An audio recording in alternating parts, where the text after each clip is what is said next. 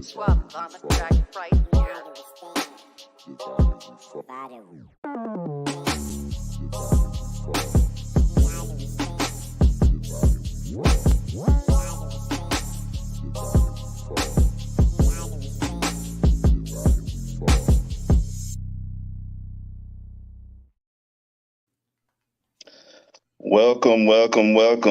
Welcome everybody to another episode of Marriage is Real.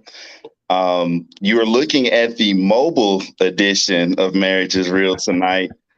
We've had some fun to happen. I know this conversation is probably going to be a banger because my internet just crashed right before we went live, like literally minutes before we were about to go live.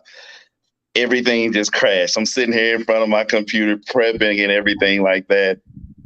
Just upgraded to the best internet in the world, fiber optic, and it just said, no, Damien, not today. So, you just gotta make adjustments when you can and keep the party moving. So that's what we're gonna do today.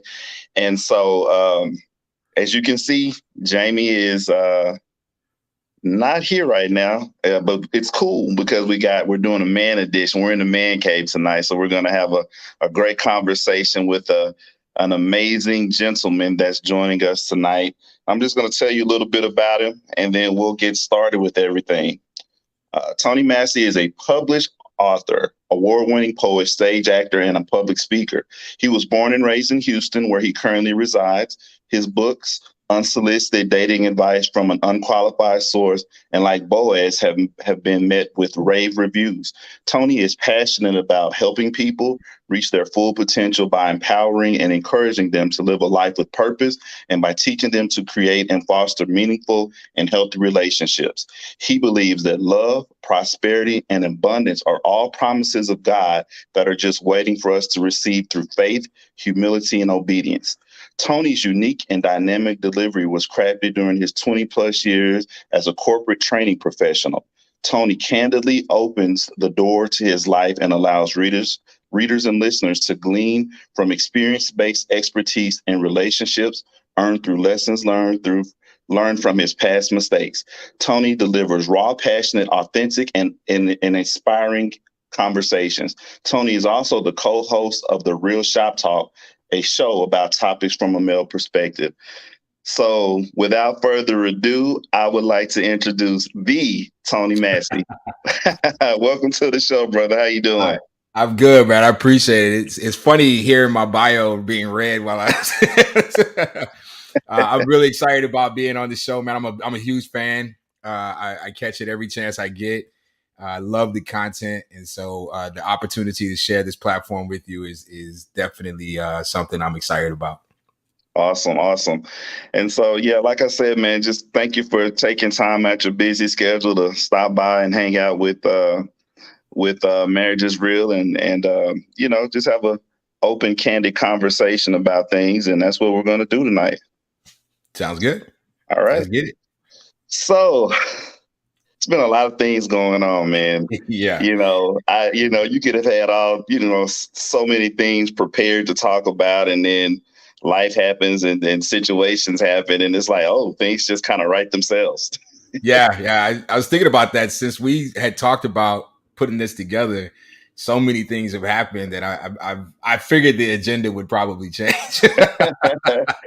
Sometimes you got to throw Audible out there every once in a while. You have to. You got to read the defense and make a change. Exactly. And what's so interesting about the whole thing is that it kind of just ties into everything that that we were going to talk about. Is just relationships and marriage from a man's perspective. Sure. And as we've talked about before, the lines have been blurred and things,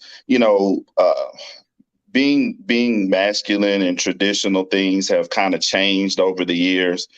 And I just wanted to talk to you about that, see what your thoughts were, and just kind of get your perspective on things, and just kind of go from there.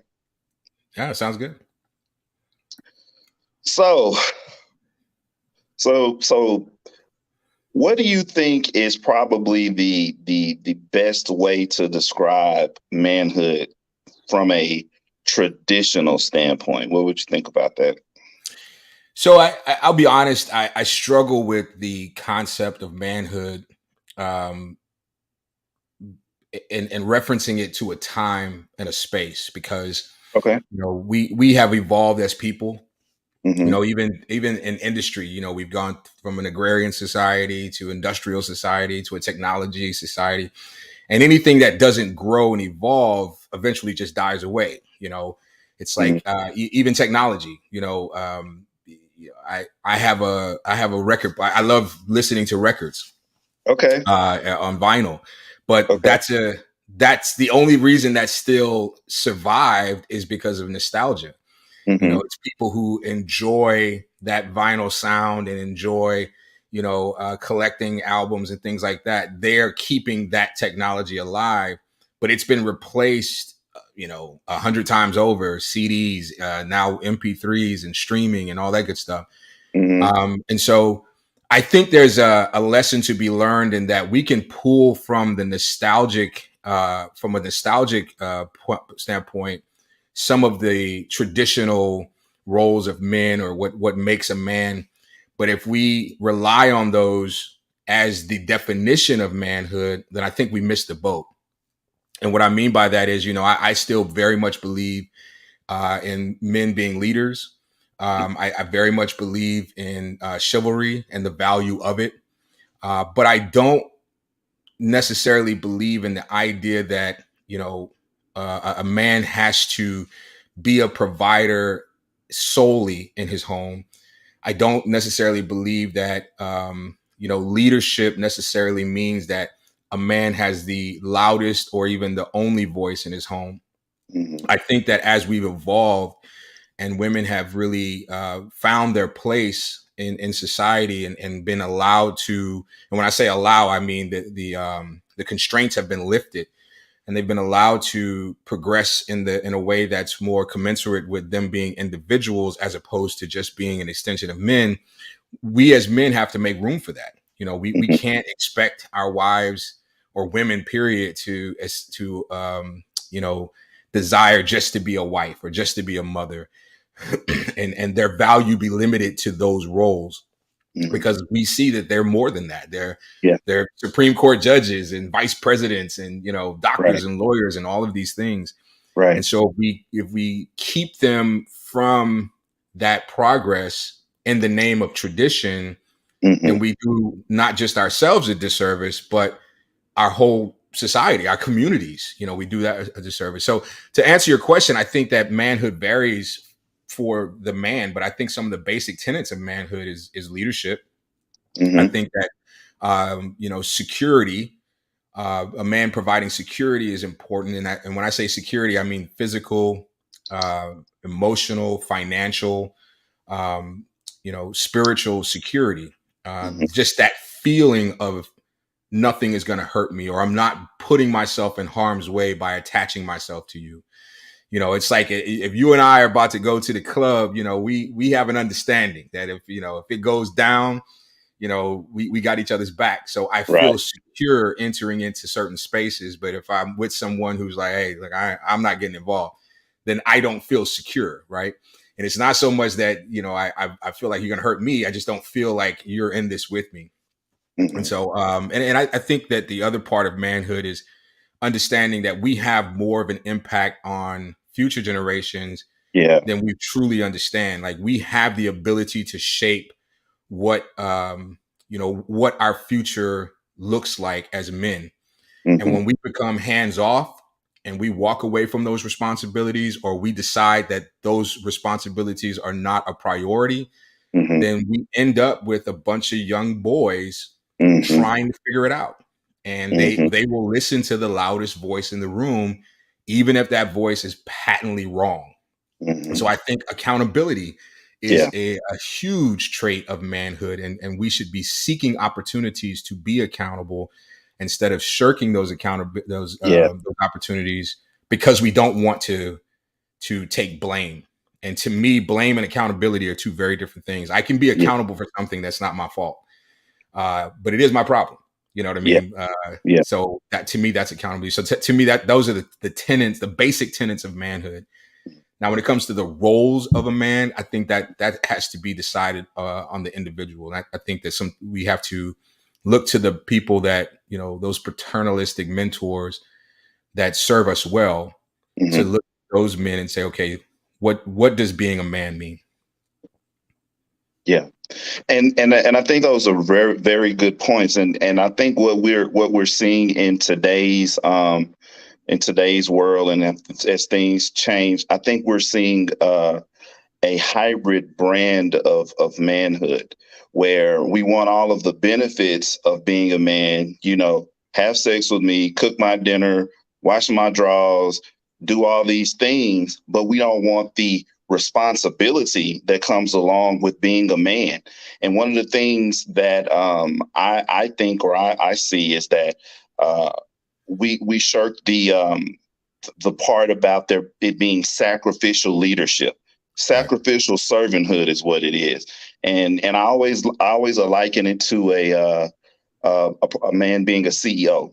Mhm. You've been given the responsibility of leadership. You've been placed as the head, and so you're responsible for everything that goes along with that. And what I see and I hear a lot from a lot of guys nowadays is, I want all the perks, but I don't want the stuff that goes along with being the Right. head, where you want to point the finger, place the blame, and say, well, if you wouldn't have done this, I wouldn't have done this. And as a leader, the CEO can't point the finger at the account manager or the supervisor, because guess what? You put them in that position in the first place. Exactly. So it still comes back to you. And I think that's one of the things that I'm seeing now more and more, is that guys just don't want to take that responsibility of knowing that you get the good, and you get the tough. Oops. Don't go nowhere, everyone. Damien's going to be right back. I'm sure of it. I appreciate everybody hanging in there, but technical difficulties is a part of doing a show. But we're not going to let that stop us. Obviously, this is a good conversation. The devil doesn't want you to hear this, so that's why he's trying to do this. But stay where you are. He'll be right back. I'm sure of it. And keep leaving comments. I'm reading some of the comments here. You guys are adding some great stuff to the conversation. So please don't stop commenting, and don't go anywhere.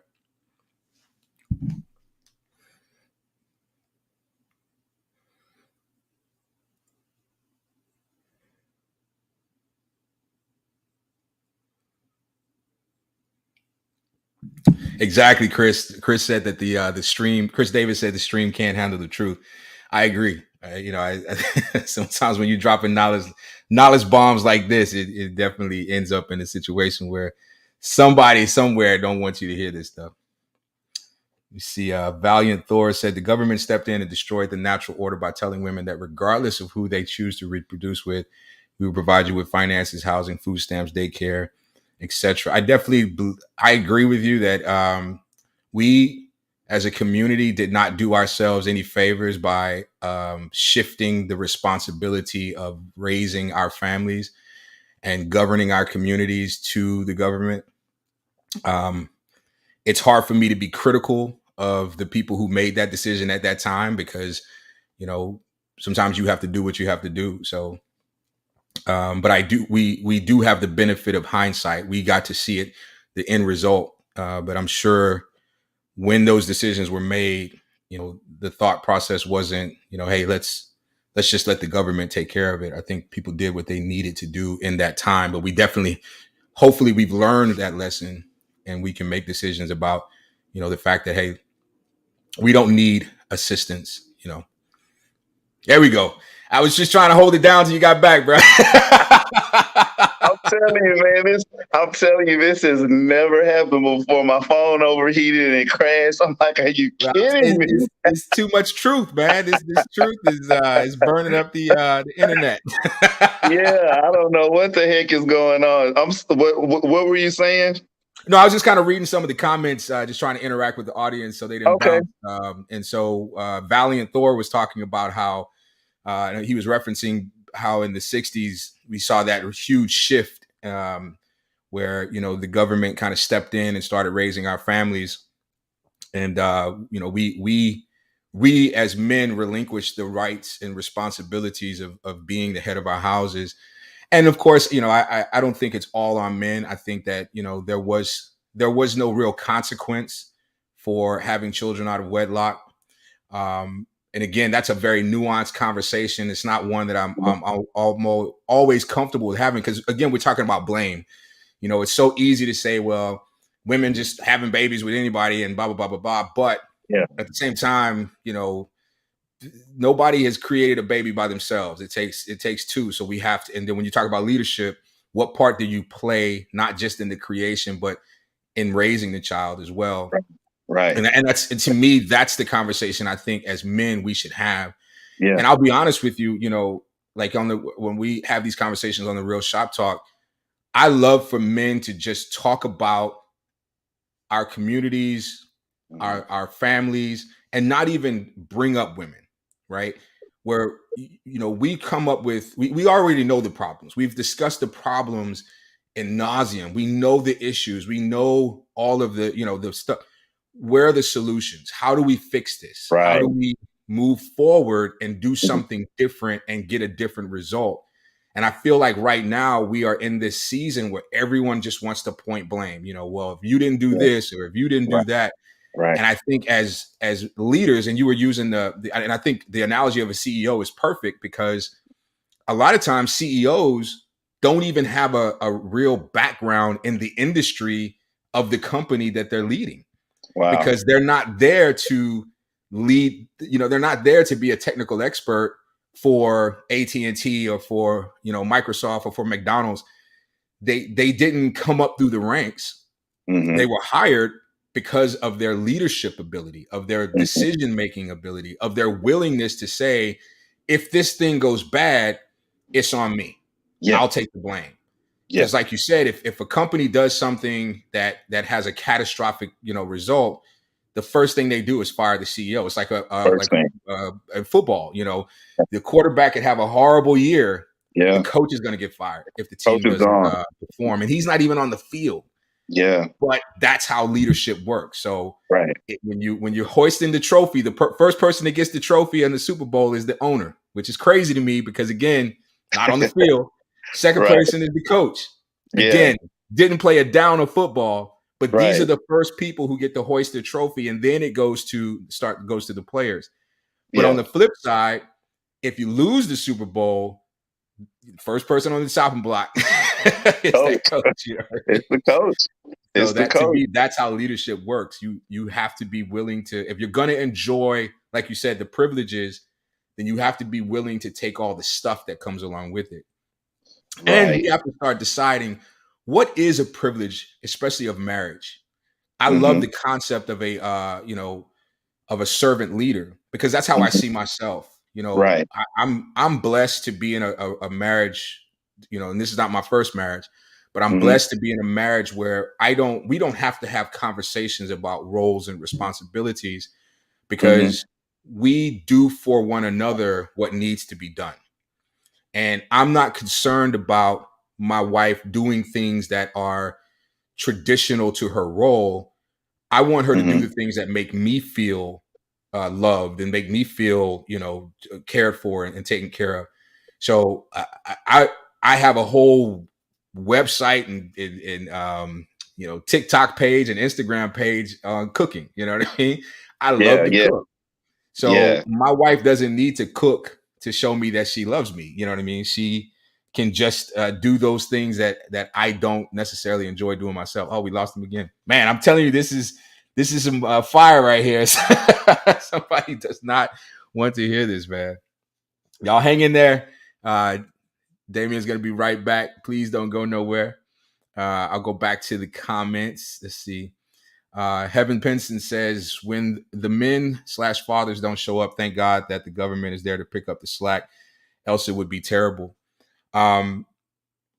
I again, it's hard for me to blame someone for seeking help. You know, it's hard for me to be mad at someone who is finding whatever, venue of whatever opportunity they can to feed, children. I'm not mad at that. I don't want to believe that this was done with malice. I don't want to believe that people were out there making decisions based on this idea that the government's going to take care of. Does it happen? I'm sure. I just don't want to believe that it happens at the rate that we were made to believe that it happens. I think people found themselves in really difficult situations, and they needed help, and they used the help that was provided. Valiant says, exactly, for a large percent of modern women, marriage is like landing a dream job, and a couple of years later, demanding half ownership in the business that hired you. I'll be honest with you. I don't necessarily agree with that comment. I'm not saying that you're wrong. I just don't necessarily believe it. It's hard for me to believe that there are people out there who are seeking the path of least resistance. And maybe I'm just a foolish optimist, but I don't think little girls on a large scale. Are there people that do it? Yes. But we talk about a majority. I don't know that there's little girls out there saying, when I grow up, I just want to be taken care of. I don't have any dreams or aspirations for myself. I just want to be taken care of and be bought Gucci bags and, get me a man. I just don't know that that's a real thing. Does it happen? Yeah. But I think those are outliers. I think I can't prove that. So I'm not sure I agree with that concept that marriage is like landing a dream job. I don't have empirical evidence to prove that that's not true, though. Welcome back. I feel like I'm taking over your show, man. Hey, man, I appreciate you. Keep it going. Derek Jones from Real Shop Talk is listening, and he knows I can talk, so it's not a problem. I definitely appreciate it. This will be one for the books. It'll be one I'll look back on and laugh, because it's like I said, this is never happened like this, but the show must go on. Hey, you got to go. That's right. So what were you saying? So I was just reading the comments, trying to keep the show going. And the comment was, for a large percentage of modern women, marriage is like landing a dream job. Then a couple of years later, demanding half ownership in the business that hired you. And I was just saying, I understand the sentiment. I don't necessarily agree that there are a majority of women, modern or traditional, that their only aspiration was to get married. And let's say that there were. Let's go there. Okay. If you do end up meeting or dating or marrying someone who that's all they want is to be married, right? Mm-hmm. All they want to do is be taken care of financially by their husband. Then if you make the decision to marry that person, mm-hmm. then you have to take, what comes with it, right? It's like using the CEO analogy. If a board hires a CEO that has had a track record does not have a track record of success, mm-hmm. and then that CEO fails, that's on the board. So you still can't circumvent accountability if you're in a leadership position. So if you marry a gold digger, then you need to make sure you have enough gold because that's what you came here for, right? Yeah. And you also, to me, you have to make it very clear verbally, mm-hmm. these are the conditions of my financial support. And if you can agree upon that, then it is what it is. But my problem is we enter into these relationships, and I'm speaking from a place of not expertise but experience. Mm-hmm. My first marriage, I walked into it without really understanding what marriage is, mm-hmm. the institution itself, 2, what my responsibilities were, 3, what my expectations of her was. Yeah.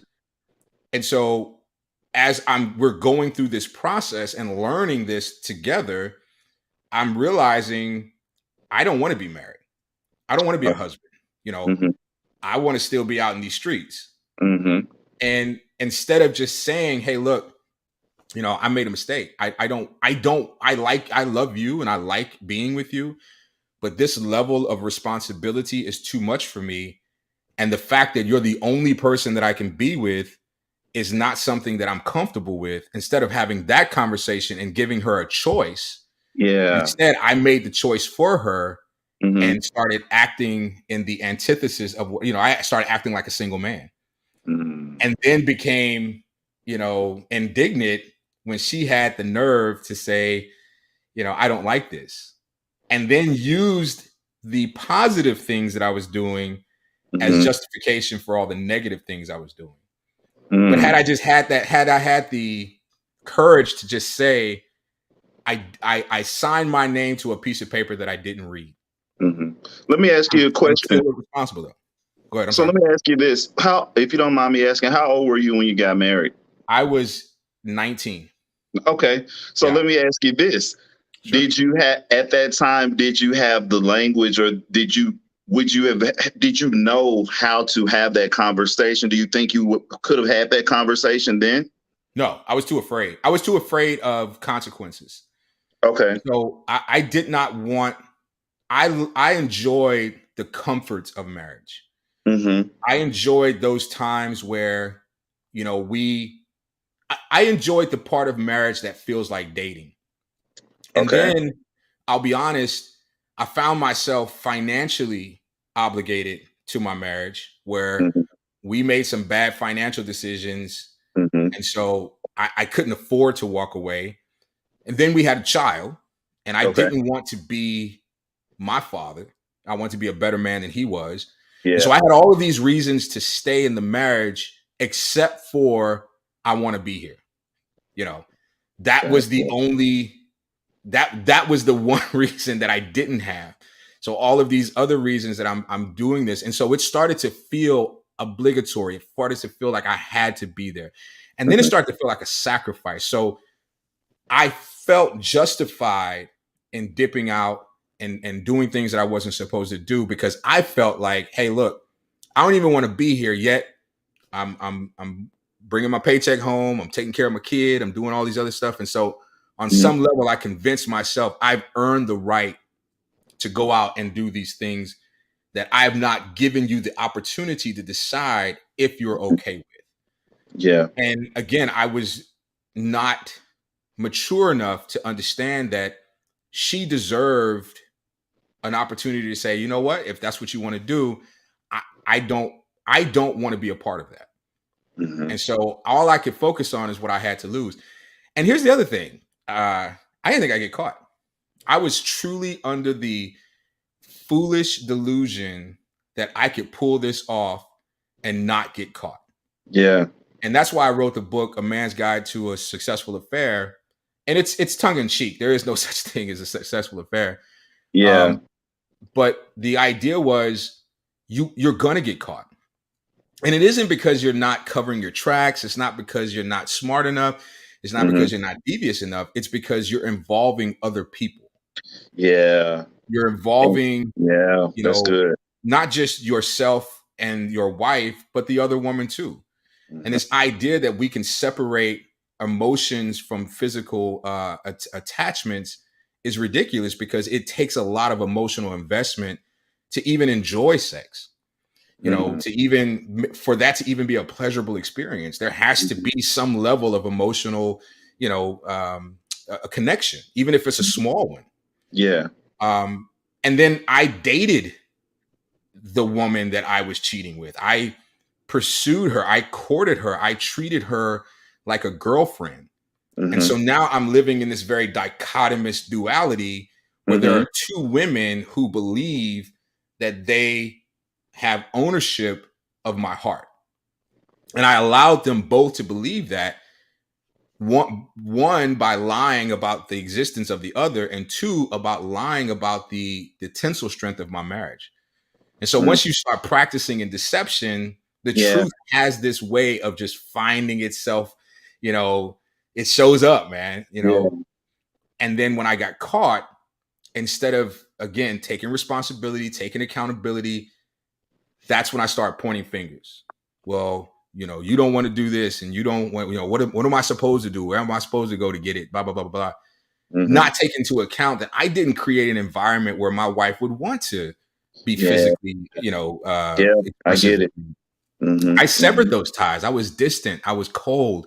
Right. I would make excuses to leave the house. So we weren't bonding on an emotional level, but Right. yet I had these demands that she performs physically, Mm-hmm. although I'm not performing emotionally, spiritually, financially, the whole nine. And so Mm-hmm. that's why I say, as men, there's no value in pointing the finger at what a woman is doing and if she's not doing it right. Because if you're not showing up the way you're supposed to, then Yeah. her behavior is a reflection of yours. That's leadership.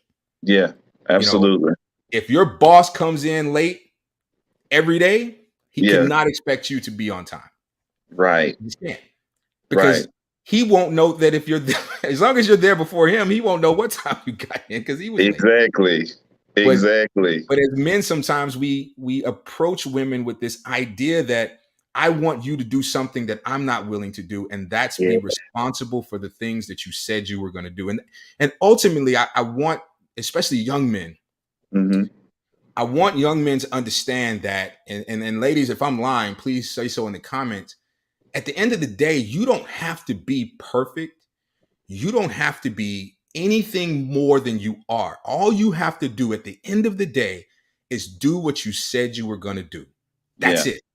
Mm-hmm. Be the man that you introduced me to, because that's the man that I fell in love with. Mm-hmm. But if you switch it up, I mean, imagine you fall in love with someone, and then all of a sudden this whole other person comes home, and now they're trying to live with you, and they're trying to cohabitate with you, and they're trying to take money out of the account. Like, I don't know who you are. You know what I mean? Right. But yet we want to act like, no, it's me. It's not me. you. It's not you. It's not the person that you said you were. So don't be someone that's not sustainable. And that's what I did this time around.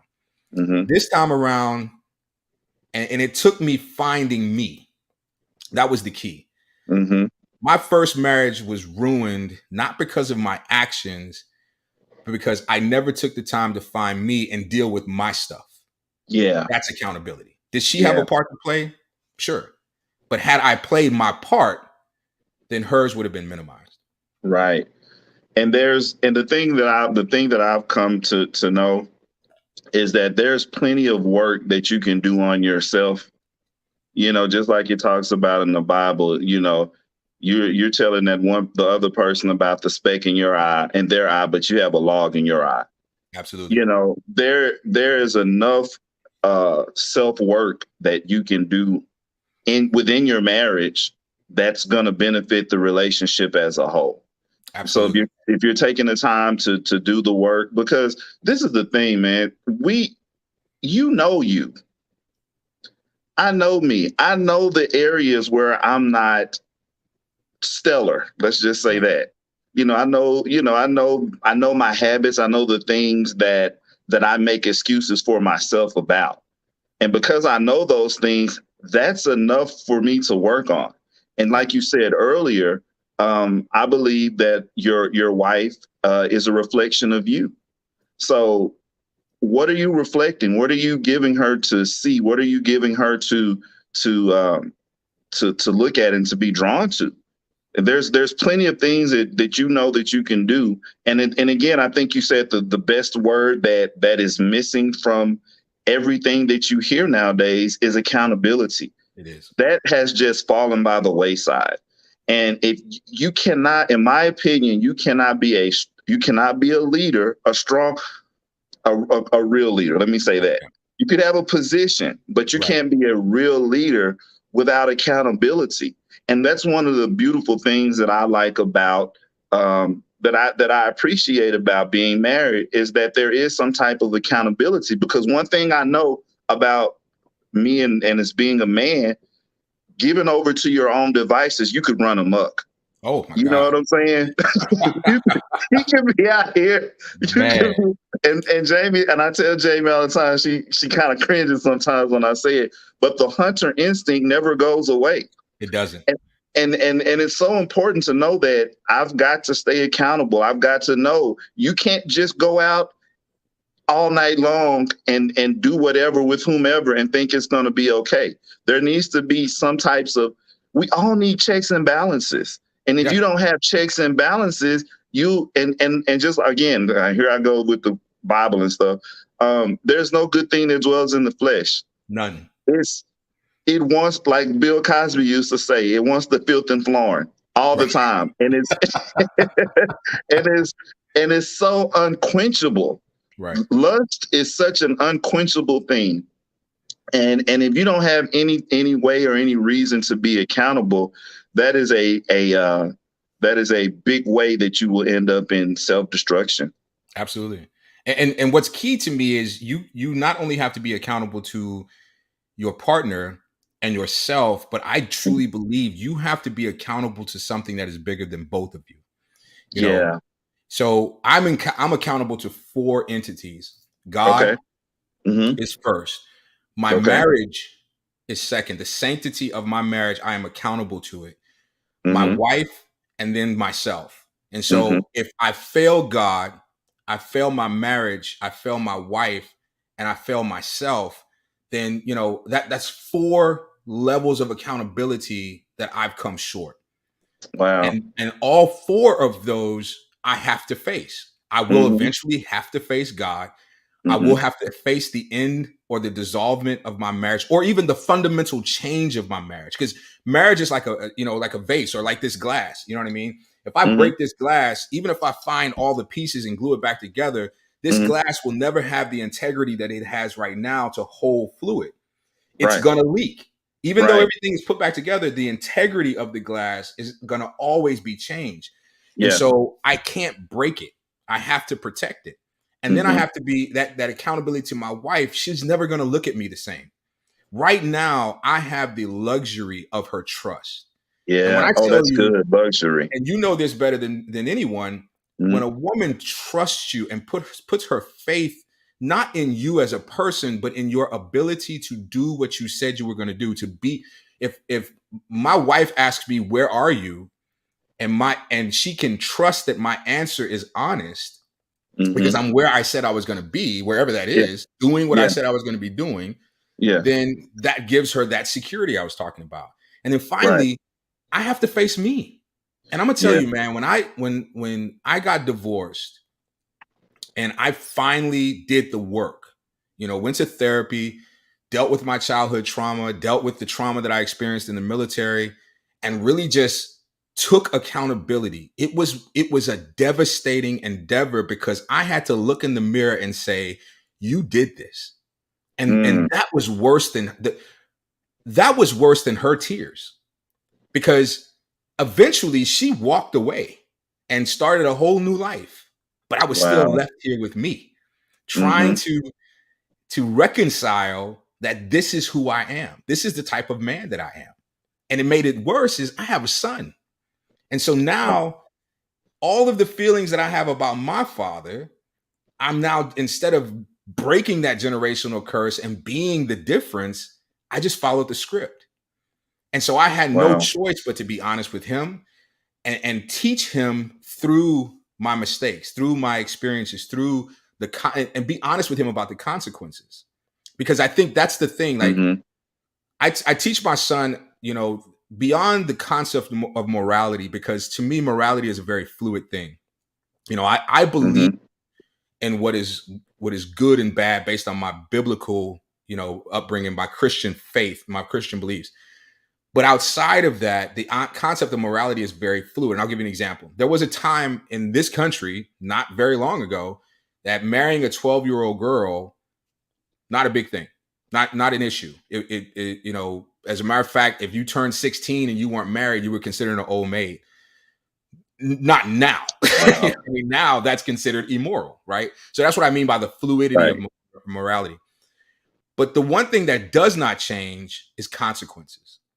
And so when I teach my son right from wrong, what I ask him to focus on is not the morality of your decision, but the consequences of your decision. Can you live with the consequences? If you're going to rob this bank, not if you get caught, Don't think of it that way. Think of it, I'm going to get caught, and these are the consequences. Is this action worth the consequences that I'm going to receive as a result of this action? You have to do this beforehand, because it's real easy to consider the consequences afterwards, right? And to want mercy and to want people to understand you and you know, understand your story and this is why I did it and all this other stuff. None of that matters, because for every action there's an equal opposite reaction. Right. I'm sure we're going to touch on it, but you know, to me, the Will Smith thing, while you're sitting there boiling in your own blood, whatever your motivation was to get up and do that, did you consider the consequences? And if you consider the consequences and say, you know what, it's worth it, then do it. But when you start suffering those consequences, I don't want to hear it. No leniency, no grace, no, you know, give me one more chance. No, you went into this knowing that these are the consequences. And so now I haven't turned, like you said, that the hunter in me hasn't gone anywhere. Right. I'll still, you know, get tempted. I still like it when women give me attention. But before I make a decision about whether or not I'm going to do this, what are the consequences of doing this and breaking the integrity of breaking my vow to God after he's given me another chance with a beautiful woman, with the woman of my dreams? What are the consequences of breaking the integrity of my marriage? What are the consequences of breaking the trust of my wife? And what are the consequences of me having to face me and realize that that wasn't a one-off thing? This is who you are. And now you have to live with that for the rest of your life. That's what keeps me from doing the things that I have no business doing. Because I'm considering the accountability for those four entities and the consequences of my actions. Wow. That's really good. That's really good. Oh man, you hit on so many great points. I mean, since you brought it up, I guess we got to talk about let's it get now. into it, man. I mean, it's definitely the elephant in the room. You can't have a podcast and not talk about it. I don't care if your podcast is about cooking. You got. I mean, it's still. I mean, and everybody is still talking about it now. Yeah. And you know, I mean, man, that's one of the. I was speechless. My mom called me. She was like, "Are you watching the Oscars?" I'm like, "Of course not. I don't watch the Oscars." She was like, "Will Smith just beat up Chris Rock." I'm like, "Are you kidding me?" So you know, I had to go do my own investigation and just kind of you know, check things out. And one of the things I'll say about it is this, because and it could be, you know, I'm not really into the astrological stuff, but you know, I was born in October, so the Libra in me, I can always see both sides of everything. Right. Kind of just, you know, take inventory of things. And so one of the things that I thought about when the whole situation came up is it put some things in perspective for me, because believe it or not, I had a similar situation happen in my own life. Really? It didn't get to that point because I saw where it was going and I saw myself, but it allowed me to see that as so, you know, one of the things we talk about is love and logic don't mix. You know, when you have a person that you've invested any amount of time in and you really have an affinity for them, you know, it's easy to say what you will and won't do until you're faced with that situation. Same as when people talk about having kids. Right. And, you know, you're going to have kids. And when I have a baby, I'm going to do this and I'm going to do that. Yeah. And what was so crazy about my situation is it happened at church. Oh, wow. So it wasn't like during service per se, but it was like at a basketball game. And so my son was playing basketball, and at this time, I mean, I'm in church, I'm in leadership, I'm you know, I'm super Christian at this point, you know, yeah. Tad bit on the deep side, but still really trying to, you know, figure out my relationship with God and really trying to do things according to the way it's supposed to be done. And so a young there is a young guy, and for those who know my wife, she's pretty and she looks really young, so she gets approached by guys of all different ages, and so this young guy commences to try to talk to her. I normally don't, I know that she can handle herself. Right. She's a project girl, so I know I don't really have to get involved in everything. But at the point that I see that she's addressed something and you're not responding appropriately, then that's when I have to get involved. Absolutely. So Yeah. so it was a young guy that was trying to talk to her, and she was like, "Well, I'm married," and so he made an off kilter remark to her. So then something, I mean, and it happened so fast.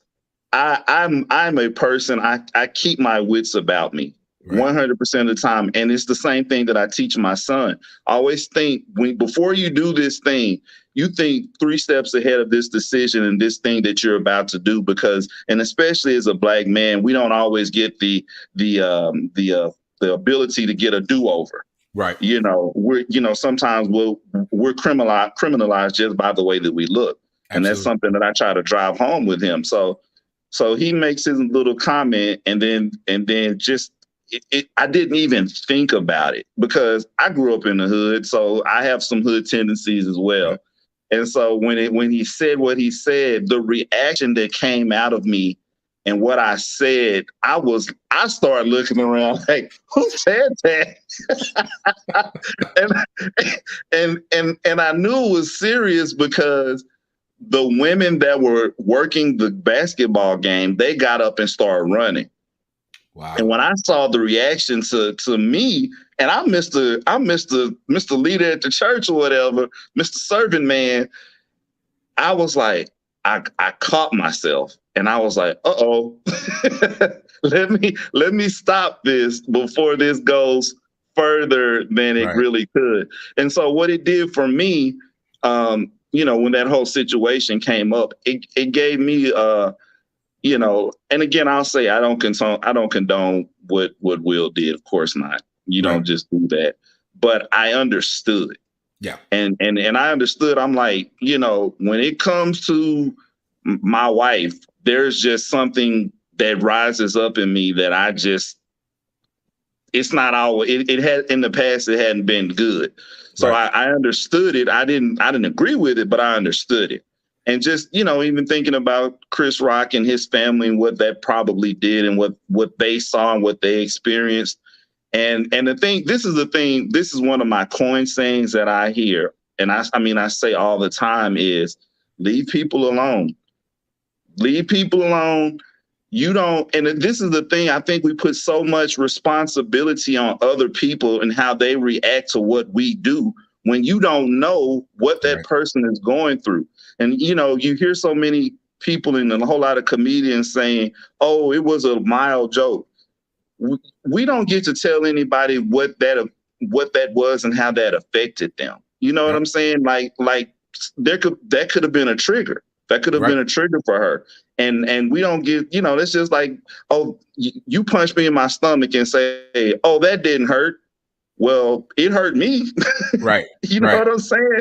And so I just think, for me, one of the things I think about is I try to give the grace that I know that one day that I'm going to need, and then I also think about, you know, you can do 90 good things, but that one bad thing that you do is the thing that people are going to talk about and remember you for, whilst they have their own drama and stuff that they're just pushing to the side as though they're holier than thou. And Yeah. so I just always try to think about, let me try to give the grace that I know that one day I'll definitely need. And that's the same thing that I try to do in my relationship too. Yeah. No, and I think that's a key. Like, I think about the story of Jesus and the prostitute, right? Mm-hmm. And she was about to face a punishment that was appropriate for that time. And Mm-hmm. so I think what a lot of people miss was that he wasn't trying to keep her from the punishment. Mm-hmm. What he was saying was, before you carry out this punishment with righteousness, with indignant righteousness, Right. Consider the grace that you have experienced in your own life. And Right. so if you've never experienced that grace, then you must be someone who has never sinned. And so if Right. you've never sinned, which means you don't need grace, then you throw the first stone. You be the first one to step up and say, you know what? I'm going to carry out this punishment. But he wasn't indemnifying her of her sin or the punishment that goes along with it. He was Right. just making it clear that if you're going to do this, if you're going to speak from a place of judgment, just remember your stuff is going to come out too, right? Right. Right. And I think the sad part about what Will did was he put himself further in the spotlight for scrutiny because this brother has gone through it. I mean, Yeah. He's been emasculated in the media and the press and the whole nine. And so it's so easy to Monday, to Monday morning quarterback this thing because we all were sitting on the couch either watching it or we saw it on the internet or whatever. Right. So like you said, I don't know. It was a straw that broke the camel's back. I don't know what else was on that camel's back. You know what I mean? Exactly. I know what I've seen, but I don't know what else. And so, my biggest issue with it was his lack, and I talked about this on our show, was his lack of situational awareness. I mean, you are in a moment that is about to crown your life's work. It's a lifetime achievement, right? Because this was his first Oscar, not his first movie. And so here you are about to be celebrated at the pinnacle of your career, and you allow that moment to be derailed because you hadn't dealt with obviously whatever anger, emotions, or whatever that was that launched this thing that caused you to decide this was the joke that's going to make me go over right. Go to this extreme. The other thing was, this was the first time a all black production company and crew was given the opportunity to, produce the Oscars. Is that on Will Smith? No, absolutely not. However, having a wife that works in that industry, I can tell you that those opportunities are few and far between, especially on that level. I mean, there are shows that are produced for Black people by white people. And we're not in the room. There have been times when my wife has produced TV shows that are on TV One and BET, and she's the only Black field producer. She's the only black person. I mean, she's the representative for our community, and has had to step in and say, "Ooh, no, we can't do that, or we can't say that." Yeah. And so, for me to rob other people of an opportunity, even Questlove. I mean, he was the one that's about to get the award. So you didn't consider anybody else in that moment. You just considered your own pain, your own ego, and you reacted. Am I mad at him for that? No. Again, I am not gonna. I am far from the person to sit here and say I'm cool, calm, and collective at all times. I'm not.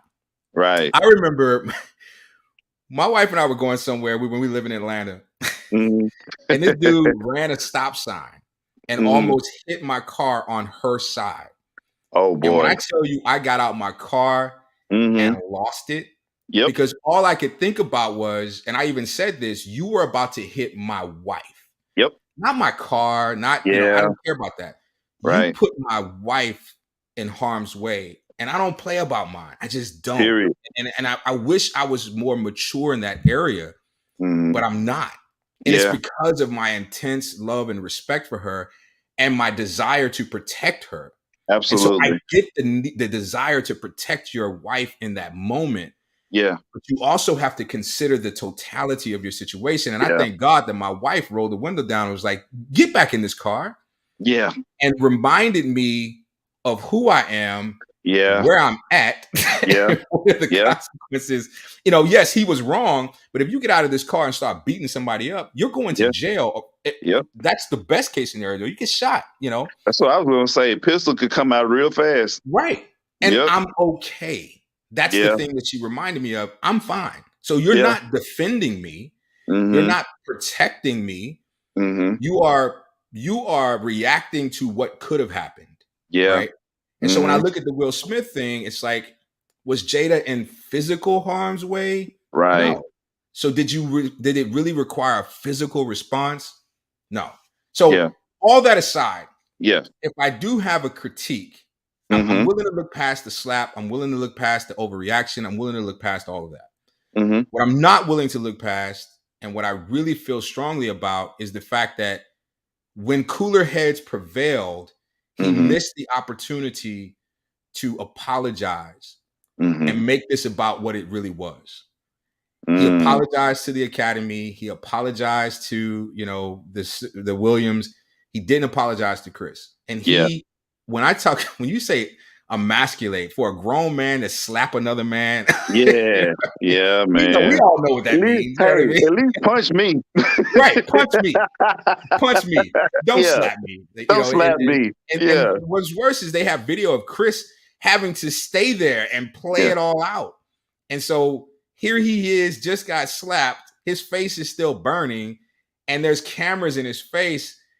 Did he deserve it? I don't know, but he definitely didn't deserve to be embarrassed and emasculated like that. You know what I'm saying? Yeah. Now, one problem I do have is that today, and I don't know how true this is, because they put out an apology for Chris Rock that we later found out that wasn't his apology. He didn't even say it. Yeah, I saw that.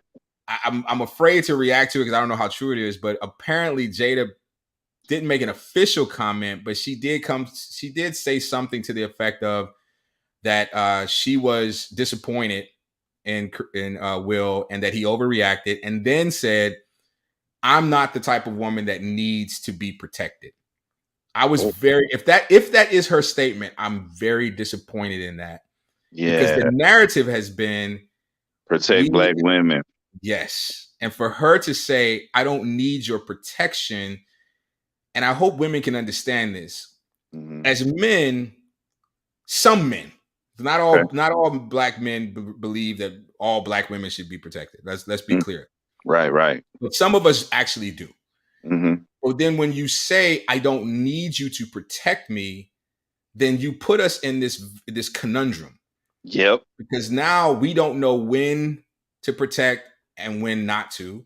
We don't know how to protect and how not to. And so if I don't know what to do, I usually don't do anything.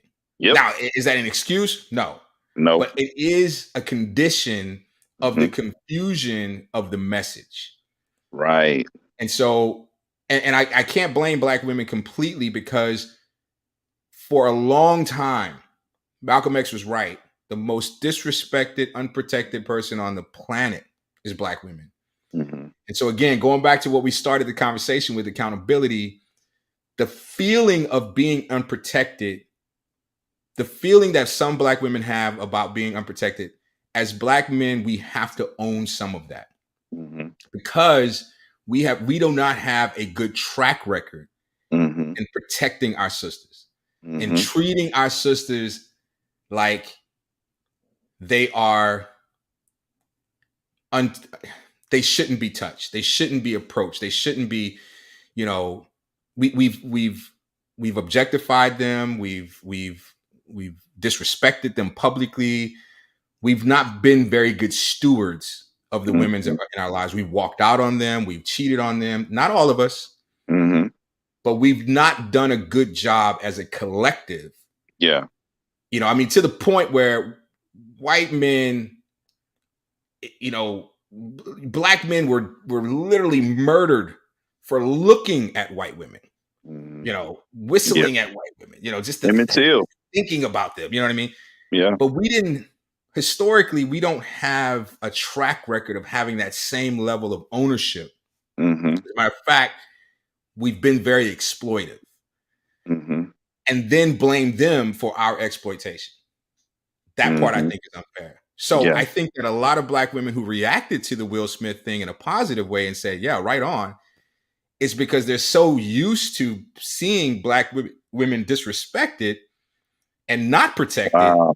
They were just glad that he did something. They don't want to have a conversation about the right or wrong of it. Right. They were just glad he reacted and just didn't sit there and not do anything. Yeah. Right. Now, what I will say is we got to be real careful because we got to remember that Will Smith is not the average black man. Right. Will Smith has privilege. Mm-hmm. And when you have privilege, you can avoid consequence. Yeah. This is the reason we celebrated when OJ got off. It wasn't because we thought that he was, innocent. Nobody Right. believed OJ didn't do it. I don't care what nobody says. We all, we never said it in public. But Yeah. behind closed doors, oh yeah, he killed them both. Yeah, of course he did. But to see a black man use the system in the way it's been used by others for centuries, Mm-hmm. to see him use his privilege, his money, his power to circumvent obvious obvious guilt, that's what we were celebrating. We were celebrating the fact that one of us got over in the same way we've watched others get over constantly. Right. And that was cause for celebration, in my opinion, because it proved that if you have enough privilege, race doesn't matter. It just doesn't. And so I would not advocate women pushing your man who works at the post office or who works at the plant. I would not advocate you demanding him to follow the Will Smith form of protection. He going to jail. With no conversation. Right. Yeah. They don't care if he's pressing charges or not. Don't matter. You coming with us today. Right. But it does bring out a larger conversation that I think as men we should have. How do we protect our women? Right. And what is the importance of it? Of making them and again, you made a very good point. If I cannot rate your pain, because pain is subjective, right? And so I can't tell you that didn't hurt because I didn't feel it. Mm-hmm. And regardless of what I feel like I did, I don't know what your underlying conditions are. You could have just had surgery or whatever, or you just, you have a very low threshold for pain. Right. So it wouldn't hurt me, but it did hurt you.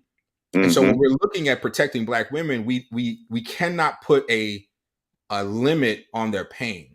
We have to understand that, and this is why believing women is so important. Yeah. Because even if she's lying, why? What brought you to the point that you would be dishonest about what happened to you?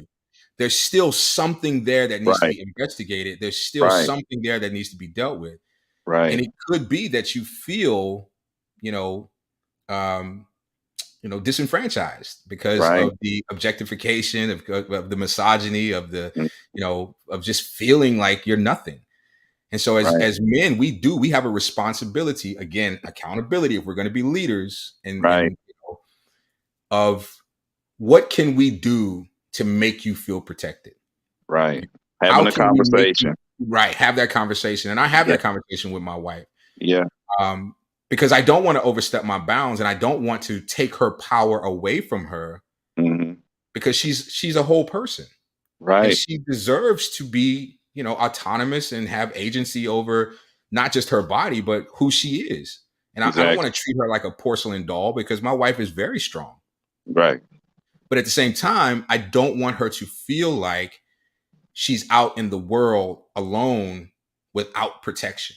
But I do want her to define what does that look like? That looks like, yeah. Right. And if you don't know, that's fine. Yeah. But just understand, give me grace when I do it my way. Right. Right. I'm asking you for a definition. You can't give me one. Okay, I'm gonna do it my way. Yeah. Don't chastise me because remember you didn't have any input on this. Man, this has been a great conversation. It looks like we're going to have to do a second part to this because it's already been an hour. It's been a quick hour with the technical difficulties and everything. We made it through an hour. Tony, I thank you so much for this conversation. Tell people where they can find your book and just give us all of your information. Yeah, if you go to TonyMasseySpeaks.com, you can find a lot of information there. Follow me at Tony Massey Speaks and Tony Massey Cooks on Instagram. I just launched a new one, Tony Massey Shoots. I just got into photography. Awesome. But what I really want you to do is follow me at realshoptalk.net, realshoptalk.net. There, I do a show every Monday night with four of the brothers. and we really get into, we have this conversation.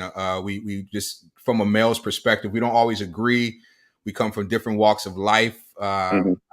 different perspectives, but all from a man's point of view. Yeah, No agenda. We're not trying to push an agenda, but we are trying to talk through the noise that's out there, because there's a lot of it. it's a lot of it. You might hear a Bible verse dropped here or there because we all are steeped in our beliefs, but Sure. we definitely try to make it, make it plain so that people can just really take it all in. So, but definitely, I also want you to, for those of you who are listening, because you came here from me, tap into Marriage is Real. Like the page. This is some great content. This I brother appreciate and it. his wife, I love how not just transparent you are with your truth, but just your conversation. I think that's the most enjoyable part, is watching the two of you interact, and it's very honest and very it almost makes you feel like a voyeur, like I'm looking in, into your living room while y'all talking. It's really Yeah. cool because it doesn't always come out perfect. And I think in Mhm. the world that we live in today of social media, everyone's trying to be hashtag goals and Right. put this perfect, picture, and then all of a sudden it's like, we love each other more than anything, and then you log on one day and it's like she gone. He's not even on her page anymore. you Right. know, so I just love how honest you are about your journey. Where you've come from, where you're going, and where you are right now. So if you came here because of me, stay here. This is good content, and it's definitely worth locking in. Awesome. Yeah, and you guys can follow us all on anytime you type in "Marriage is Real." We actually come up on Google now. You type in "Marriage Congratulations. is Real." Thank you. No Yeah. spaces, and all of our content comes up. If you guys ever want to reach out, please do. Tony, let's do this again, man. And I'd love to come jump on the Real Shop Talk with you guys and chop it You up. have And to. You yeah, absolutely have just to. let me Yeah. know. I'm ready. All right. All right. Well, y'all take care. Thank y'all for tuning in tonight. Marriage is Real with the Tony Massey. Y'all have a good night, and we'll see y'all soon.